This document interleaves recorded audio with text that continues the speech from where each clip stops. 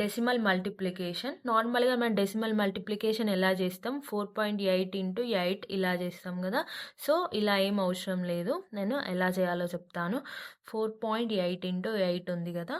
First మనం ఏం చేయాలి అంటే 4 ఇంటూ 8, 4 8 ఎంత వస్తుంది, 32 వస్తుంది. ఓకేనా, 4 8 32.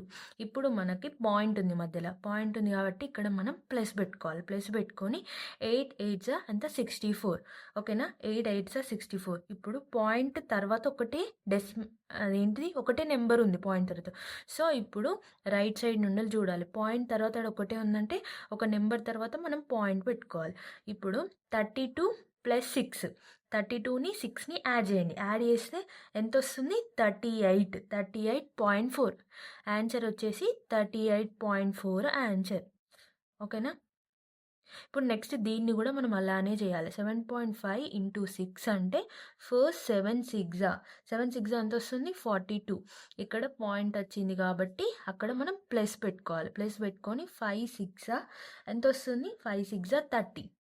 ఓకేనా, ఇప్పుడు సేమ్ మళ్ళీ ఇక్కడ చూడండి, ఒకటే నెంబర్ తర్వాత పాయింట్ వచ్చింది కాబట్టి ఇక్కడ నుండి ఒకటే నెంబర్ తర్వాత పాయింట్ పెట్టుకోవాలి. 42 ప్లస్ 3 ఎంత, 45. మన ఆన్సర్ వచ్చేసి 45. ఇప్పుడు నెక్స్ట్ దీన్ని కూడా అలానే సాల్వ్ చేయాలి. 5.4 ఇంటూ 5. ఫస్ట్ ఈ నెంబర్ని చేయాలి. 5 5 ఎంత వస్తుంది, 25 వస్తుంది. పాయింట్ వచ్చింది కాబట్టి ఇక్కడ ప్లస్ పెట్టుకోవాలి. నెక్స్ట్ 4 5 20.